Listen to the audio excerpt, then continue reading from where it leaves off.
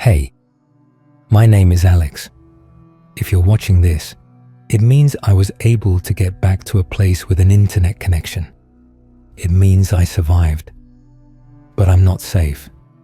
I don't think I'll ever be safe again. I'm making this video as a warning.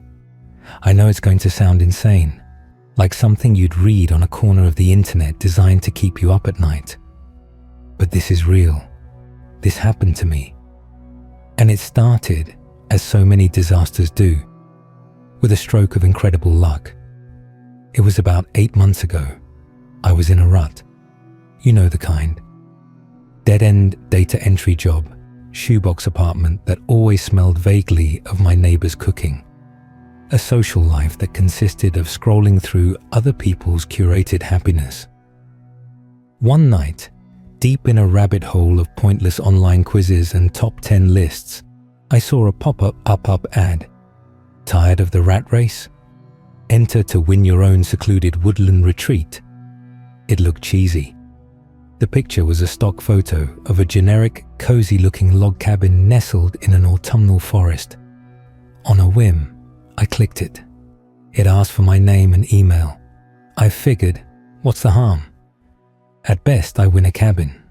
At worst, I get a lifetime subscription to spam emails about male enhancement pills. I typed in my details, hit enter, and promptly forgot all about it. 6 months passed. Life continued its monotonous grind. Then an email landed in my inbox. The subject line read, "Congratulations, Alexei Petrov. You are the winner." I almost deleted it. It had to be a scam. But my curiosity got the better of me. I opened it. It was from a legal firm, Blackwood & Associates, and it looked legitimate. It claimed I was the sole winner of the Evergreen Sanctuary giveaway. It detailed the property, a 40-acre plot of unincorporated land in the densest part of the state's northern forests, and a fully furnished off-grid log cabin. My heart started pounding. I spent the next week in a frenzy of cautious excitement. I called the law firm. A crisp, professional-sounding woman confirmed everything. I researched the property records. They were obscure, but they checked out. They FedExed me a packet. Inside was a thick, old-fashioned brass key, a notarized deed transferring the property to my name, and a single sheet of paper with a set of GPS coordinates. No strings attached, no hidden fees. It was mine. I quit my job. I packed my meager belongings, sold what I couldn't fit in my beat-up sedan, and left the city without a second glance. This was it. A real-life reset button. A chance to start over, to breathe clean air, to finally have something that was truly mine. The drive took 2 days. The last 50 miles were on a gravel road that got narrower and more overgrown with each passing mile. My phone lost service an hour before I arrived. I was completely, blissfully alone. The GPS finally chirped, "You have arrived." And there it was, tucked into a clearing surrounded by ancient, towering pines, was the cabin. It was smaller than the stock photo, and much older. The logs were a dark, weathered grey, and the stone chimney was covered in moss. It wasn't a pristine retreat. It was a relic, but it was sturdy. It was real. It was mine. I grabbed my pack, the brass key feeling heavy and significant in my hand. The air was cold, crisp, and so silent it felt like a weight. The only sound was the crunch of my boots on fallen pine needles. The front door groaned open, and a wave of stale, woody air washed over me. The inside was perfect, in a dusty, antiquated way. Heavy, dark wood furniture, a massive stone hearth, braided rugs on the floor. It was like stepping into a 100-year-old photograph.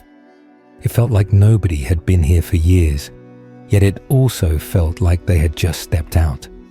A half-finished checkers game sat on a small table. A thick book lay open on a rocking chair by the fireplace. I spent the first few hours just exploring my new kingdom. It was everything I dreamed of, a way out. As the sun began to dip below the tree line, casting long, eerie shadows across the clearing, I noticed a small, ornate wooden box on the mantelpiece above the hearth.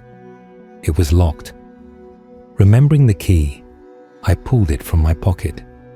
It slid into the lock with a satisfying click. I lifted the lid, expecting more paperwork, maybe an old map. Instead, there was a single folded stack of yellowed, brittle paper bound with a piece of twine. The handwriting was a frantic, spidery scrawl. I unfolded it. My blood ran cold. It began with, "To whomever finds this, if you are reading this, then you are the new owner, the new warden. I am sorry. I truly am. You cannot sell this place, you cannot give it away, and you cannot simply leave. Once you accept the deed, you are bound to it. We are all just winners of the same cursed contest, a chain of unwilling participants stretching back longer than I can fathom. You did not win a cabin. You won a cage. And there is something here with you. It is in the trees, in the soil, in the very foundation of this house. I call it the shadow. It is ancient and it is hungry. Leaving is not an option. It will follow. Survival is. But only if you follow the rules. Memorize them. Live by them. Do not break them. Your life and your sanity depend on it. My first thought was that this was an elaborate prank, some kind of sick joke left by the previous owner. But as I read on, a primal fear began to prickle at the back of my neck. The silence of the woods outside no longer felt peaceful. It felt predatory. There were 7 rules. Rule 1. After sunset, do not look out any windows. Cover them all before dusk. It sees through glass, and it does not like to be seen. Rule 2. Keep the fire in the hearth burning from dusk until dawn. It must never go out. The warmth and light keep the coldest part of it at bay. Rule 3. At exactly 3:33 a.m., you will hear a knock at the door. It will be 3 slow, deliberate knocks. Do not answer it. Do not speak. Do not acknowledge it in any way. It is a test of your resolve. Rule 4. You may find small, carved wooden figures in or around the cabin. If you find one, thank it quietly and place it on the mantelpiece. Do not lose them or discard them. They are packs or offerings. I do not know which. Rule S5. Do not bring any mirrors into the cabin. If you find one, no matter how small, break it immediately. Cover the pieces in cloth and bury them in the earth before the next sunset. It uses reflections as doorways. Rule 6. If you hear whispering from a dark corner of a room, hum a simple, continuous tune. Do not try to understand the words. It learns your name, your history, your fears. It will use them against you. Rule 7. Never, under any circumstances, extinguish all sources of light at once after dark, not even for a second. The shadow moves in the space between blinks, in the heart of absolute blackness. I laughed, a short, sharp, nervous laugh that sounded pathetic in the cavernous silence of the cabin. A prank. It had to be. But the sun was already bleeding out of the sky, and the deep woods were turning a menacing shade of purple. My heart was hammering against my ribs. Just in case, I thought. Just for tonight, I'll play along. I scrambled around the cabin. My earlier excitement curdled into a thick, syrupy dread. I found dusty old blankets in a trunk and awkwardly tacked them over the large windows in the main room and the smaller one in the kitchenette. The cabin instantly felt more claustrophobic, like a tomb. Next, The fire. There was a healthy stack of wood next to the hearth. I'd never built a proper fire in my life, but fueled by a sudden, frantic energy, I crumpled up the junk mail I'd brought with me and arranged the kindling and logs. It took 3 tries, but a small flame finally caught, growing into a cheerful, crackling blaze. The flickering light pushed the encroaching shadows back, and I felt a sliver of my courage return. It was while I was arranging more logs that I saw it. Tucked behind the woodpile, covered in dust, was a small, crudely carved wooden figure of a bird. Its wings were crooked, and one of its eyes was just a knot in the wood. Rule 4 flashed in my mind.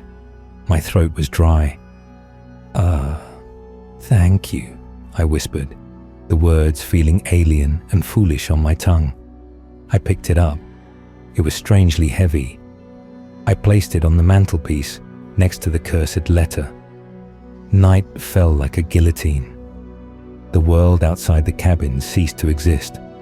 There were no crickets, no owls, no wind. Just a profound, listening silence. I sat in the rocking chair, clutching a poker, my eyes glued to the fire. Every creak of the old log settling was a footstep. Every pop from the embers was a whisper. I must have drifted off, because I was startled awake by a sound. It was faint, but unmistakable. Whispering. It was coming from the far corner of the room, the one the firelight barely reached. It was a dry, sibilant sound, like dead leaves skittering across pavement. I couldn't make out words, just the cadence of speech. Rule 6. Hum a simple, continuous tune. My mind went blank. Every song I'd ever known vanished. Finally, my brain coughed up, "Twinkle, twinkle, little star." I started humming, my voice a reedy, trembling mess. The whispering seemed to get louder for a moment, trying to compete, trying to slide under my pathetic melody. I hummed louder, my eyes squeezed shut, rocking back and forth like a madman. After what felt like an eternity, it faded. I was left alone with the fire and the frantic beating of my own heart. I checked my watch. 2:58 a.m. I fed the fire, my hands shaking so badly I dropped a log on the floor with a loud bang that made me jump out of my skin. I waited. The numbers on my digital watch glowed with malevolent purpose. 3:30, 3:31, 3:32. Then it came. Thump! It was so loud, so resonant, it felt like it shook the entire cabin. It wasn't the sound of a knuckle on wood. It was the sound of something dense and heavy striking the door. Thump! My breath hitched in my chest. I froze completely, poker still clutched in my white-knuckled fist. I stared at the door, the heavy oak plank that was the only thing between me and it. Thump! Silence. I didn't breathe. I didn't move. I listened. I could hear something on the other side. A soft, wet scraping sound, like something being dragged away from the door. And then, nothing. The profound silence returned, now more terrifying than ever before. I stayed frozen in that chair until the first, weak rays of dawn filtered through a crack in the blankets. I had survived the first night. The next day, I was a man possessed. All thoughts of this being a prank were gone, burned away by the terror of the night. I had to know more. I tore the cabin apart, looking for answers. In a small, cramped bedroom, I found a loose floorboard under the bed. Prying it up, I found a cavity. Inside were 3 leather-bound journals. They were the logs of previous winners. A woman named Sarah in the 80s, a man named David in the 90s. The last one was from a man named Michael, dated only a year before me. I read them all, my horror mounting with every page. They all told the same story: the contest, the arrival, the discovery of the rules. Sarah wrote about Rule 1. On her third night, maddened by curiosity, she peeled back the corner of a blanket. I only looked for a second, she wrote, but it was burned into my mind. There was no monster, no creature. It was a hole in the world, a man-shaped patch of utter, complete blackness that seemed to drink the moonlight around it. It wasn't standing on the ground, it was just there. And it turned, and even though it had no face, no eyes, I knew it was looking right at me. The glass in the window pane frosted over and cracked. David wrote about breaking Rule 2. A wet log had caused the fire to hiss and die, plunging the room into darkness for maybe 10 or 15 seconds before he could get a lantern lit. The cold was instantaneous, his shaky handwriting read. It wasn't just a lack of heat. It was an active, malevolent cold that sunk into my bones. And the smell, oh God, the smell. Like damp earth and rotting meat. I felt something brush against my cheek. It was slick and freezing. When I got the lantern lit, there was a smear of black, greasy residue on my skin that wouldn't wash off for days. Michael's journal was the most terrifying. He was the one who wrote the letter I'd found. His entries grew more and more erratic. He wrote about the whispers, Rule 6, becoming clearer. At first, they were random words. Then they started using his wife's name. Then they started describing, in detail, the car accident that had taken her from him. A secret he'd never told anyone. The shadow was learning. His last entry was chilling. Found a damn shaving mirror in the bottom of my bag. Forgot all about it. Saw something in it. Not me. A version of me. Grinning. Its eyes were all wrong. I smashed it, like the rules say. But I think it was too late. I think once it sees a way in, it never forgets. The knocking at the door tonight. It wasn't just a knock. It was my wife's voice, begging me to let her in. Said she was cold. I know it's not her, but it sounds so much like her. I don't know how much longer I can do this. There were no more entries after that. I found his bag in the closet. Rummaging through it, my fingers brushed against cold, sharp edges wrapped in a cloth. Rule 5, the broken mirror. Michael had broken it, but had he buried it? I didn't know. I wasn't taking any chances. I took the bundle outside, dug a deep hole far from the cabin with my hands and a rusted trowel I found, and buried it. The next few days blurred into a paranoid, exhausting cycle of survival. Chop wood, secure the blankets, check for new wooden figures. I found 2 more, a crude wolf and a faceless man. Eat cold food from cans and dread the sunset. The shadow's presence grew stronger each night. The whispers were more frequent. One night, I swear I heard it whisper my own name. The knocking at 3:33 a.m. became more insidious. One time, it was followed by the sound of a woman weeping. Another, it sounded like a child asking for help. My sanity was fraying. I was a prisoner in my own prize. The beautiful, silent forest was now a wall of dark, watchful eyes. The 7th night was when it all came apart. A storm rolled in, a monster of a storm that seemed to boil up out of nowhere. The wind screamed through the pines like a banshee. Rain hammered against the roof. The entire cabin groaned under the assault. I was frantically tending the fire, which was struggling against the powerful drafts coming through the cracks in the old building. Then came a sound that was not the wind, a deafening crack of splitting wood, followed by the explosive shatter of glass. I spun around. A massive pine branch, hurled by the wind, had smashed through the main window. The blanket I'd tacked over it was torn away, and the storm was now inside the cabin. Rain and wind blasted in, and with them, the dark. Rule 1 was broken. My eyes were involuntarily drawn to the gaping hole, and I saw it, just for a second, illuminated by a flash of lightning.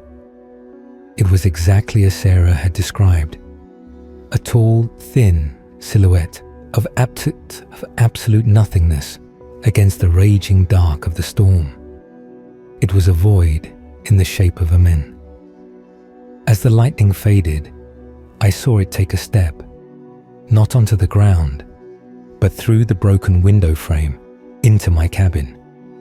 An Arctic cold flooded the room, instantly killing the cozy warmth.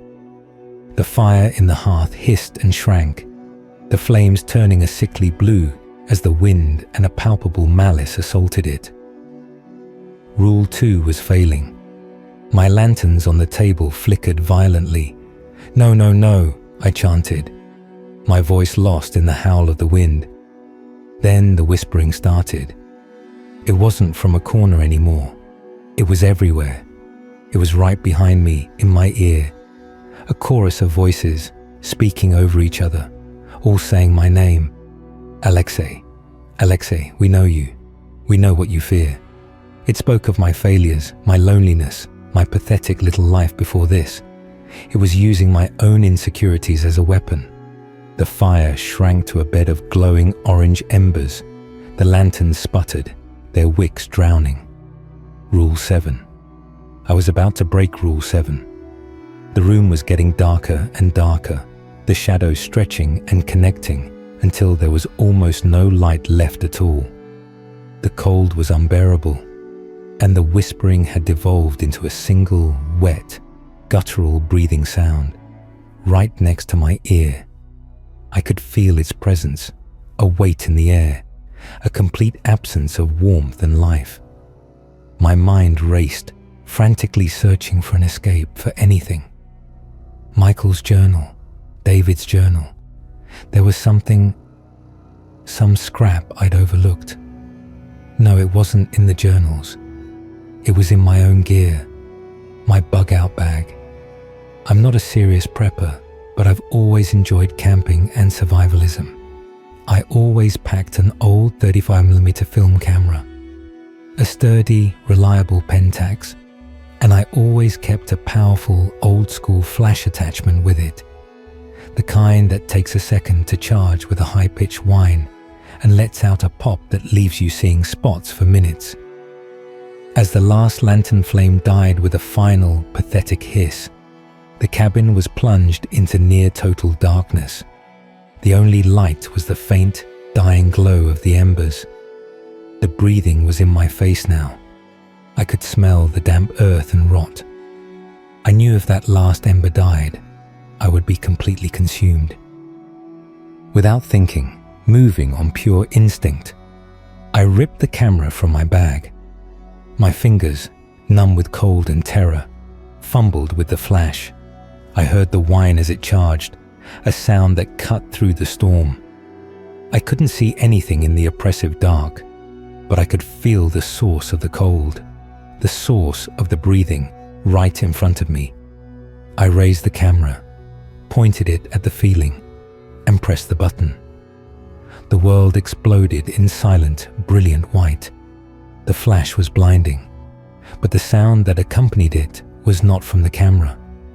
It was a shriek that was not a shriek. It was the sound of reality tearing, of glass grinding into dust, of 1,000 dry leaves burning at once. It was a sound of pure agony and rage, and it came from every direction at once. The oppressive cold vanished instantly. The weight in the air was gone. The smell was gone.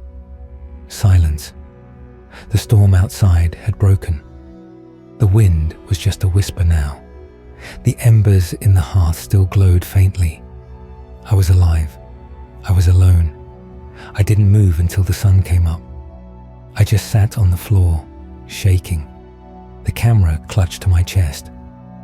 When the morning light streamed through the broken window, it was the most beautiful thing I had ever seen. The cabin was a wreck.